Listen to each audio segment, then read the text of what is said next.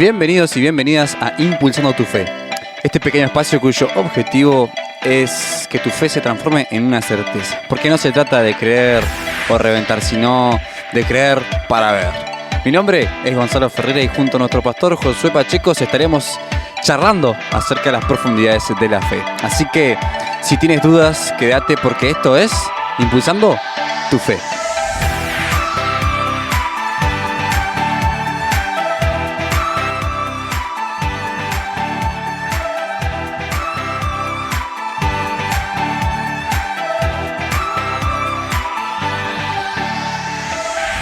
Mis amados hermanos, muy buenas tardes. Ahora me tocó a mí presentar el programa Impulsando tu Fe.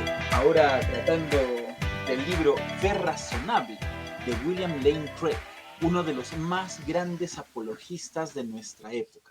Y ustedes se preguntarán, pero si todas las veces Gonzalo ha sido quien ha presentado el programa, ¿por qué ahora vienes tú a presentarlo? Lo que pasa es que el día de hoy tenemos algo muy especial. Gonzalo por primera vez nos va a presentar, nos va a exponer el primer capítulo del libro Fe Razonable. Él va a tomar uno de esos argumentos y en base a ese argumento va a presentarnos pues el capítulo, ¿no? Ok, ahora sí, amados hermanos, Gonzalo, ¿estás listo? Claro que sí, estamos listos. Listo, José, ¿tú también estás listo? Listos. Excelente, vamos entonces, Gonzalo. En el desarrollo del capítulo de hoy vamos a charlar acerca de un periodo de la historia muy interesante llamado la Ilustración. Y esperen, porque tal vez el nombre del periodo no suene muy deslumbrante o muy brillante, claro, a simple vista. Pero al situarnos, al colocarnos en ese tiempo denominado por los historiadores, como decíamos, Ilustración, o siglo de las luces, entre comillas, ¿no? O como lo denomina en el libro Craig, Era de la Razón. Vamos a seguir charlando de la fe y la razón, porque como ya hemos visto en capítulos pasados, estuvimos charlando de verdades de la razón y verdades de la fe, porque las verdades de la razón resultan pragmáticas, simples o deducibles como por efecto dominó. Pero ¿qué hacemos entonces con las verdades de la fe? ¿Será que la fe y la razón no concuerdan?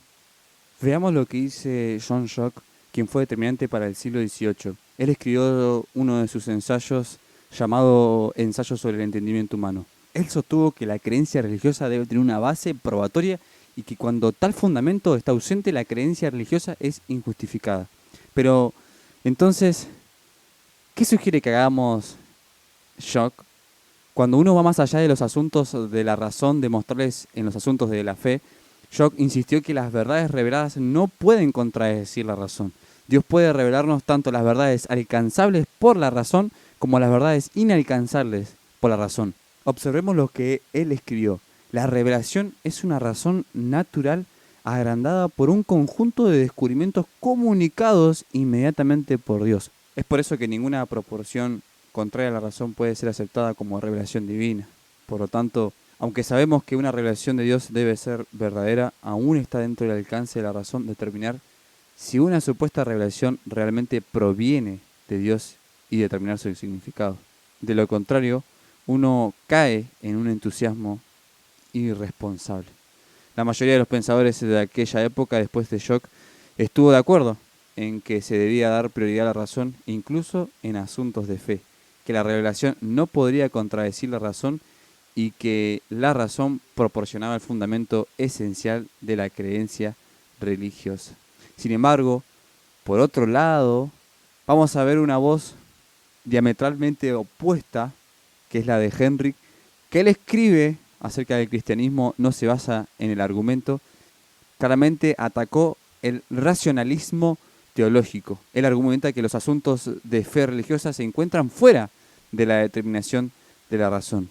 Es posible que Dios haya tenido la intención de que la razón sea la facultad de guiarnos a la fe, ya que la fe no puede suspenderse indefinidamente, mientras que la razón pesa y vuelve a sospesar los argumentos con cautela. Las Escrituras nos enseñan, por lo contrario, que el camino de Dios es por medio del corazón, no por medio de intelecto. La fe es simplemente un regalo del Espíritu Santo. Entonces, ¿con quién están de acuerdo ustedes? ¿Con Locke o con Henry? Estar de acuerdo. Bueno, yo personalmente tendría que decir con los dos. Es que, a ver, voy a explicar por qué digo esto.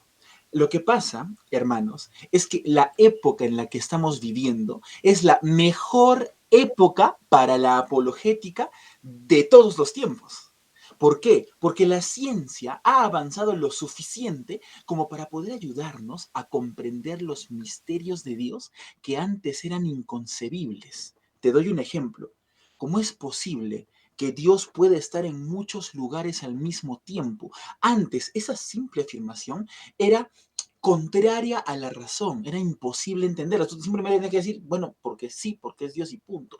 Pero ahora, gracias a los últimos descubrimientos científicos, sabemos que el tiempo y el espacio no son absolutos, sino relativos, lo que significa que pueden ser manejados, que pueden ser rotos y que el Dios creador del tiempo y el espacio puede estar en muchos lugares al mismo tiempo si le da la gana, porque estas dos condiciones del universo no lo aplican a él, no lo restringen a él, no lo limitan, porque él es Dios. Y eso lo podemos entender ahora gracias a los descubrimientos científicos modernos. Lo mismo pasa con su omnisciencia. ¿Cómo es posible que un ser pueda conocer todas las cosas? Bueno, si es que él es amo del tiempo y del espacio. Entonces, Él conoce todas las cosas, porque para Él no hay ayer, para Él no hay mañana. Él puede estar contigo aquí y ahora, así como está contigo en el día de tu muerte. No tiene que adivinar lo que ha de venir en el futuro porque él ya lo vio. Todas esas cosas, por ejemplo, las podemos explicar ahora gracias a los descubrimientos científicos. Es más, y esto sí quiero que lo toquemos con pinzas, la física cuántica ha descubierto más de una vez que partículas subatómicas se han encontrado en más de un lugar al mismo tiempo. Algo que parece imposible, ahora se ha hecho muy posible y se ha comprobado. Suena increíble, pero eso es lo que sucede en el mundo cuántico. No te olvides que Dios es mucho más profundo que la física cuántica. ¿Qué otras cosas no descubriremos después que nos ayuden a comprender los antiguos, lo que antes eran pues antiguos misterios de la fe? Tenemos, hermanos, siglos y siglos de pensadores que nos ayudan a entender, dándonos argumentos poderosos, que la razón no está para nada divorciada de la fe. Por ejemplo, algo que acá mi hermano José Chávez me explicó, eh, ¿por qué Dios no se manifiesta en toda su gloria ante nosotros? Si es tan grande y tan poderoso, ¿por qué no se manifiesta en toda su gloria? ¿Por qué se mantiene como si estuviera oculto? Eso ahora tenemos más de una respuesta. Siglos y siglos de pensadores nos han ayudado a tener muchos argumentos. La veracidad de la Biblia, por ejemplo. Aquí y ahora te puedo compartir 8 argumentos para demostrar que la Biblia realmente es palabra de Dios. Esos se han ido desarrollando por los siglos. Y el día de hoy seguimos desarrollando nuevos argumentos. No sé si me dejo entender. Esa diferenciación entre fe y razón en aquella época era comprensible porque ellos todavía estaban descubriendo muchas cosas. Pero en nuestra época eh, no tenemos por qué tener ese divorcio, por qué tener ese problema, porque la fe y la razón andan de la mano y cada vez con mayor fuerza. Lo que antes eran misterios en cuanto a la divinidad, ahora son cosas que vemos cada vez con mayor claridad. Entonces, José, ¿tú qué opinas de lo que acabamos de tratar? Sí, bueno, me parece muy interesante la introducción de Gonza y creo que como bien lo has mencionado, Josué, tenemos que entender qué papel tiene qué cosa. Si hablamos de la razón, entonces, ¿qué papel tiene la razón? Y esto obviamente si hablamos o con relación a la salvación. La pregunta es entonces, ¿podemos nosotros o tenemos que guiar a las personas a partir de la razón y que ellos crean en la existencia de Dios? ¿O en realidad solamente es a partir de la palabra, el creer en la palabra y el Espíritu Santo? Entonces, es muy interesante que algo que nos puede ayudar a entender esto es lo que Martín Lutero llamaba como los tipos de fe o confianza. Entonces, Martín Lutero da una explicación interesante a esto. Él decía, la razón es muy importante, pero también entonces, en realidad, la salvación es solo por la fe y por el compartir la palabra con una persona y que el Espíritu Santo convence a esa persona. No lo convencen los argumentos. Ahora es interesante porque si tú lees por un lado a Martín Lutero, él te diría, solo el Espíritu Santo convence a una persona de que crea en Dios y que crea en Cristo. Pero por otro lado, él está de acuerdo con los argumentos. Ahora, ¿cuál es la relación que él tiene? O sea, ¿cuál es la relación o cómo conecta estas dos cosas? Él distingue los tipos de fe, ¿está bien? Los tipos de fe. Y él explica, por ejemplo, el nivel más básico de fe es la creencia en una afirmación. Por ejemplo, ¿listo? Digamos que nosotros estamos hablando y vamos a hablar de San Martín. ¿Listo? San Martín era argentino y dio libertad a muchos países de Sudamérica. Entre ellos, por lo menos teóricamente, a el pueblo peruano. Entonces, digamos que yo diga, San Martín liberó a el pueblo peruano. Esa afirmación, ustedes en un inicio la creen solo la afirmación como tal. José dijo que San Martín cree que San Martín liberó al pueblo peruano. Ustedes creen esa afirmación porque yo dije esa afirmación, pero solamente dicen, José dijo esta afirmación. Yo creo que José dijo esta afirmación, nada más. Es el primer tipo de fe según Martín Lutero. El siguiente tipo de fe, según Martín Lutero, es el asentimiento intelectual. ¿Está bien? ¿A qué se refiere esto? Bueno, él dice que ustedes tienen el segundo tipo de fe cuando ustedes investigan o tienen razones, o yo les doy razones suficientes para creer que San Martín liberó al pueblo peruano. Si yo digo, mira, este libro de historia, estos documentos históricos, estos testimonios de primera mano, dicen que San Martín liberó al pueblo peruano, entonces ustedes tienen suficientes pruebas racionales para creer esta afirmación. Entonces ustedes ya pasarían al siguiente tipo de fe, que es un asentimiento intelectual. Pero el tercer tipo de fe o grado de fe es el tipo de fe que solamente lo da el Espíritu Santo. Esa convicción de pecado y de que ya tenemos un Salvador. Esa fe es la que salva. Entonces, ¿qué pasa, por ejemplo, con personas que dicen, no, solamente la razón? Pero hay muchos cristianos que literalmente nunca han escuchado un argumento de apologética después de sus 30 años de cristiano, nunca han escuchado de la apologética. Y es como que ellos acaso son irracionales o no son salvos, no. Ellos de alguna forma pasaron de frente al tercer tipo de fe, porque el Espíritu Santo les dio esa convicción y él tiene poder para hacerlo. Pero también Martín Lutero dice que podría ayudar o quizá podría facilitar o no el que se den argumentos racionales. ¿Por qué? Porque ya tendrías los tres tipos de fe, digamos. El primer tipo de fe, solo una afirmación. El asentimiento intelectual, es decir, que tengo razones intelectuales, documentadas, evidenciadas de lo que creo. Y el tercer tipo de fe, que es la fe que nos salva. Entonces, cuando hablamos de la razón y hablamos de la razón y hablamos de la fe por el Espíritu Santo, no estamos hablando de una misma cosa o un mismo actuar. Estamos hablando de cosas muy distintas, pero que pueden actuar en conjunto. Así que no hay ningún tipo de rivalidad, o no debería haber ningún tipo de rivalidad entre no, solo la razón, o no, solo el Espíritu Santo. Usted ha escuchado que muchos calvinistas van a usar otro tipo de apologética, y ellos van a decir que no solo el Espíritu Santo, y los argumentos, nada es razonable para el mundo, nada entiende el mundo, porque todos somos pecadores. Pero en realidad creo que no debemos hacer o contraponer estas dos cosas, la razón o la fe, sino que en realidad tienen lugares distintos. Un creyente que ha puesto su fe en Cristo y nunca ha escuchado un argumento apologética es salvo, sí.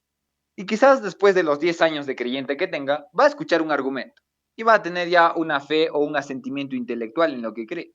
Pero eso no le quita que sea salvo. Entonces creo que solamente es hacer la distinción en qué papel tiene qué cosa, ¿no? ¿Qué piensas, Gonza? Yo mientras que te escuchaba por ahí pensaba primero en que yo sostengo que los extremos a veces son malos en muchos ámbitos, desde la salud, y justamente cuando me topaba con este libro entendía, ¿no?, que si uno es extremista puede terminar peleando, ¿no?, llenándose de argumentos o también, digamos, careciendo de los mismos. Pero sí pensaba yo en el hecho de utilizar esta herramienta a personas, digamos, que no tienen muchos argumentos, y esas personas que por ahí carecen de esos argumentos, en este caso poder a través de la apologética brindarles la herramienta, y en el caso de que tengan muchos argumentos, que por ahí no sé si es el caso más oportuno, en el caso que tengan muchos argumentos, utilizar, ¿no?, la la otra manera de mirar, ¿no? O sea, no solamente utilizar la lógica o ser tan lógicos a veces, tan estructurados, porque bueno, justamente creo que los extremos son malos, y utilizar, como decía, esta herramienta para dichas personas. Aquellos que tienen muchos argumentos, utilizar el hecho de que, bueno, está bien, no nos tenemos que llenar de argumentos o no tenemos que utilizar demasiada lógica, y aquellos que por ahí carecen de argumentos, poder alcanzarles. De verdad, Gonza, sí, muy interesante, ¿ah? Muy interesante tu comentario. Quiero proponerles un acertijo. ¿Qué va primero? ¿La fe o el entendimiento? ¿A qué voy? ¿Creer para luego entender o entender para entonces creer? ¿Qué tal si hablamos un poquito de ciencia? Escúchame, si como raza humana no hubiéramos creído de antemano, siglos atrás, que detrás del universo hay normas inexorables que lo rigen todo, ¿acaso hubiésemos intentado encontrarlas? ¿Hubiésemos siquiera intentado desarrollar la ciencia si no hubiese habido de antemano una confianza de que atrás de todo hay un orden? Pero los que intuyeron que así era, tuvieron originalmente que creerlo por fe, porque ellos no entendían nada de la naturaleza. Tuvieron que creer por fe que hay un orden en el universo. Y es por eso que investigaron arduamente, siglos y siglos andando a tientas, creyendo las cosas por simple y pura confianza, fe, hasta que hoy tenemos la certeza absoluta y plenamente comprobada de que el universo entero se rige por leyes perfectas, leyes que por lo menos en su superficie ya las estamos conociendo, leyes finamente diseñadas. Pero todo comenzó por la fe. Incluso en la ciencia, el entender vino después del creer. ¿O qué opinan? Yo pienso que va a depender de qué estamos hablando en sí, ¿no? Creo que va a variar, como has mencionado, Josué.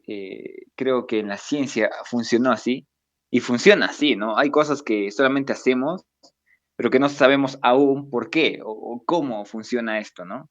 O por lo menos la ciencia en general no entiende bien. Pero creo que va a depender mucho de qué estemos hablando. Por ejemplo, en cuestiones del evangelio como tal, el evangelio creo que hay que entenderlo y después va a venir el creer. Es como Pablo explicaba, Jesús explicaba entonces el evangelio, cómo funciona, por lo menos de forma general, y luego entonces creían en esto. Pero va a haber muchas otras cosas que, como bien dices, necesitamos primero creer y luego vamos a entender poco a poco, ¿no? Entonces, es como, yo no sé cómo es Dios exactamente, yo no sé cómo es su conocimiento de las cosas, o sea, yo no sé cómo actúa Él. Yo tengo muchas preguntas sobre Dios y literalmente yo, si pudiera, llegaría al cielo y diría, Señor, tengo esta lista de preguntas, ¿no? Porque quiero entenderte. Y quizás el Señor me diría, no, nunca vas a poder entender porque eres limitado. Entonces, pero creo que va a depender va a depender de qué cosa estamos hablando en específico, ¿no? Como vimos, la ciencia sí. Al entender a Dios también, primero hay que creer en Él. Es como, vamos a creer en Él y después vamos a entender cómo es Él. Vamos a creer en la Biblia y después vamos a entender.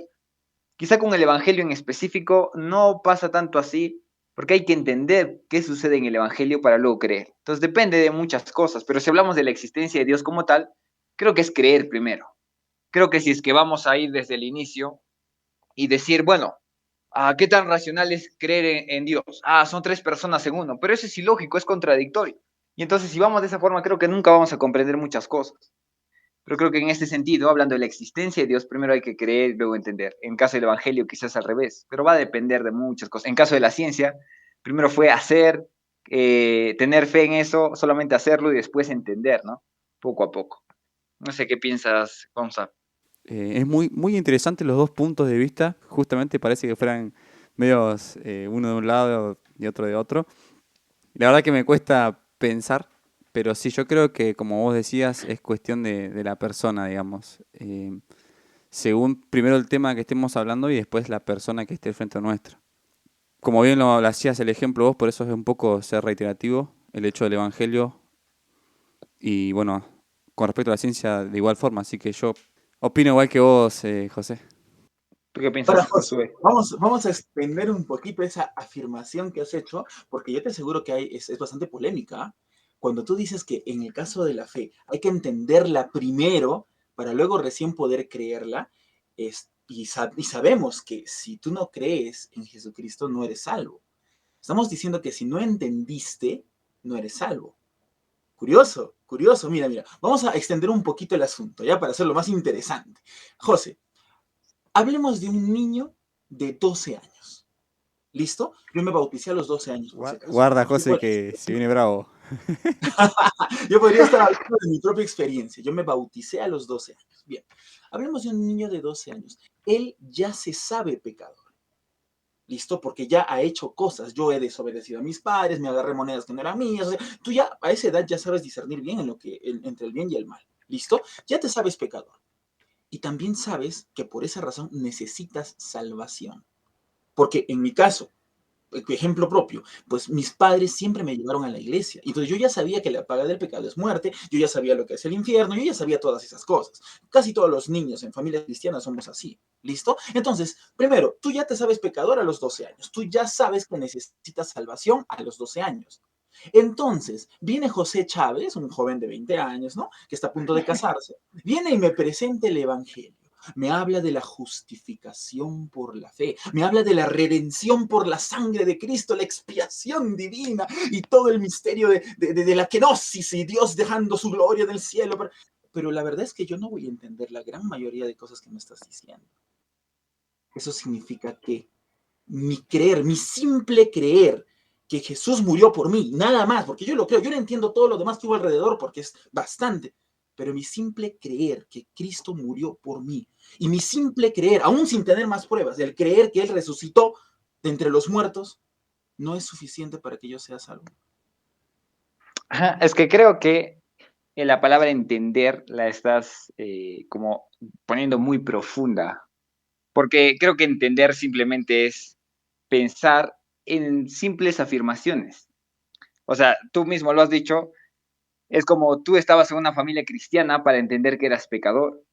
Pero yo te puedo presentar muchos vecinos que agarran y dicen, pero yo creo en Jesús, voy a ir al cielo porque yo no soy pecador, yo nunca he mentido, o sea, yo nunca he violado, matado, pero pues, a eso me refiero con entender. ¿Quién es alguien pecador? Todos somos pecadores. Si yo entiendo eso, es una simple afirmación, pero la entiendo. A eso me refiero con entender. Podríamos ver muchos casos de muchos ejemplos en la Biblia donde Jesús dice y empezó a explicar o a enseñar. O en el caso de el eunuco, si no me equivoco, cuando Felipe le va a hablar y dice que él tenía el libro de Isaías y Felipe le explicó las escrituras. Entonces, no estoy hablando de un entender profundidades. No estoy hablando de la justificación por fe, sola gracia, sola Biblia, solo Dios, solo la gloria. No, solamente son entender afirmaciones simples, como soy pecador, pero ¿por qué soy pecador? O solamente Cristo me salva, pero ¿por qué Él me salva? ¿Y por qué no por mis obras? Entonces me refiero a ese entender, es un entender simple, no es un entender profundo. Si yo estuviera hablando de, no, tenemos que entender todas las doctrinas que están explícitas en la salvación, tienes razón, yo no sería salvo, yo no entiendo ahora muy bien, entonces, el hecho de la expiación en el Antiguo y en el Nuevo. Intento estudiarla, pero cada vez es como, ¿qué es esto, no? Pero no estoy hablando de entender profundidades, estoy hablando de entender simples verdades, como las que mencionaste. Como tu familia era cristiana quizás te enseñó, soy un pecador, tengo pecado, pero muchos quizá, o muchas personas que no han tenido algo que ver con personas cristianas, no lo entienden. Es como, yo soy bueno. Hablaba hace poco, a veces los sábados salgo a jugar vóley con Nelly, mi novia, aquí en mi casa, y justo empezaron a hablar, como saben que voy a la iglesia, mi hermana también, Nelly también, empezaron a hablar del tema. Y una señora dijo, no, pero empezó a hablar de las diferencias entre denominaciones y dijo, ¿a qué iglesia van ustedes? ¿Qué denominación? Dijo, ya, bautista, pero ¿qué se diferencia pues de las cristianas, evangélicas? Y ya, entonces yo leí una explicación súper rápida y empezó a hablar con otra vecina y empezó a decirle, esta vecina que estaba preguntando, empezó a decirle a mi otra vecina, le decía, no, pero O sea, no, es que ellos creen en Cristo, le decía la otra vecina. Y mi vecina, la que preguntaba, decía, pero yo soy católica, yo también creo en Cristo. Yo no necesito ir a la iglesia, empezó a decir, para ser cristiana y orar y rezar. No dijo orar, dijo rezar, porque es la palabra católica, ¿no? Dijo rezar y leer Biblia. Yo lo puedo hacer en mi casa y hay muchas personas que lo hacen en su casa. Entonces, a eso me refiero con entender. Entender verdades simples, como eres pecador, necesitas una iglesia. Bueno, eso no tiene nada que ver con la salvación, pero eres pecador. ¿Por qué eres pecador? Una mentira te hace pecador. La Biblia dice que todos somos pecadores, pero muchas personas dicen, no, yo no soy, porque yo nunca he violado, he matado, asesinado. Entonces creo que me refiero más a esas simples verdades, no a profundidades. Y sabes qué, José, de verdad has hecho una respuesta bastante buena. Bastante buena. No creo jamás haber visto una respuesta tan directa, tan excelente. Entonces, sí, hay cosas básicas que debemos entender para que nuestra fe sea real. Te propongo 6 cositas básicas y ustedes me van a decir si estoy en lo correcto o si me faltó alguna. Cositas básicas que uno debe entender para que su fe sea real. Primera cosa básica, antes que todo, tenemos que entender que hay un Dios. Obviamente tenemos que entender que hay un Dios. Tenemos que entender también que este Dios es amoroso, pero que también es justo. ¿Listo? Tercera cosa, tenemos que entender lo que es el pecado y entender que soy un pecador. Cuarto punto, tenemos que entender que por ser pecadores merecemos la muerte, porque la paga del pecado es muerte. Quinto punto, tenemos que entender que no podemos ser salvos por nuestro propio esfuerzo. Por lo tanto, necesitábamos que alguien pagara nuestra deuda. Y eso nos lleva a entender la razón por la cual Cristo murió por nosotros. Sería bonito que hasta ahí no me quede la historia, pero hay una cosa más, bíblicamente hablando, que tenemos que entender.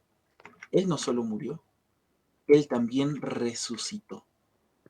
Y así como Él resucitó, nosotros también resucitaremos para vida eterna. Entender estas cosas puede hacerlo hasta un niño chiquitito, porque son cosas sencillas, pero que sí, son requisito entenderlas para que tu fe sea real. ¿Qué opinas, Gonza? ¿Qué opinas, José? ¿Le agregarías algo más o le quitarías alguno de estos puntos? No, yo estoy totalmente de acuerdo. Es más, si viéramos en cada caso en específico, cuando Jesús evangeliza, dice explícita o implícitamente cada una de estas cosas. Si vemos cada vez que Jesús evangeliza, Él se muestra como Dios, muestra que la persona tiene necesidad o que es pecadora, y todo lo que ya he mencionado, ¿no? Entonces creo que cada uno de esos puntos está en cómo Jesús explicaba el Evangelio y cómo los apóstoles lo explicaban. Es interesante cómo, me pareció muy interesante que agregaste el punto de la resurrección. Y Pablo lo habla, dice en 1 Corintios 15, dice, empieza a hablar de cómo es que algunos no creen en la resurrección y luego dice, si Cristo no resucitó, vana es vuestra fe. Es como de no sirve de nada. Y me pareció muy interesante porque el último punto también es importante. Has visto que aún los musulmanes, creen en Jesús como un profeta. Y si Jesús no resucitó, podríamos considerarlo así también. Pero el punto está en que Él resucitó y demostró ser Dios, y que su resurrección hace efectiva nuestra salvación. Nuevamente, 1 Corintios 15 dice, si Cristo no resucitó, vana es tu fe. Es como la salvación, el cristianismo, no importa, no tiene sentido. Pero por eso es un punto también importante, ¿no? Y los otros claramente son muy importantes. Soy pecador, hay un Dios, ese Dios es bueno, justo, y por lo tanto va a haber el pecado en nosotros. ¿Qué es el pecado? ¿Qué produce el pecado? ¿Quién es Cristo y qué solución da Cristo? Y entonces todo esto con relación a su muerte y resurrección, ¿no? No sé qué piensan, chicos. José Gonzalo, uno de los versículos que los cristianos conocemos, pero bien, es Romanos 10:9, que si confesares con tu boca que Jesús es el Señor, pero hasta ahí nos solemos quedar. La siguiente parte muchos ni se acuerdan.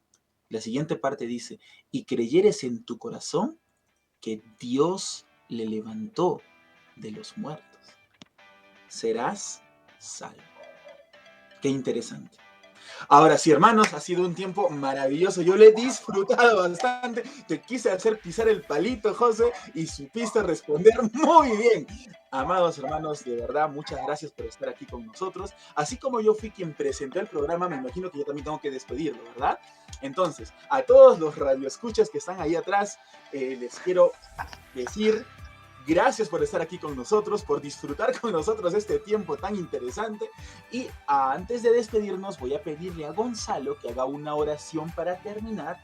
Y por supuesto, nos vemos el próximo viernes. Que Dios me los bendiga. Un gran abrazo desde el Perú.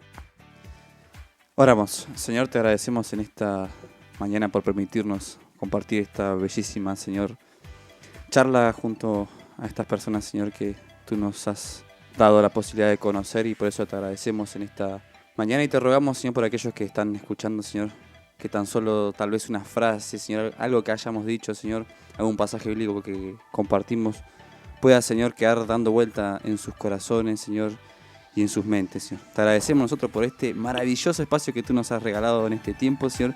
Gracias por esta radio que nos acompaña, Señor, y también te agradecemos por este tiempo. En el nombre de Jesús, amén.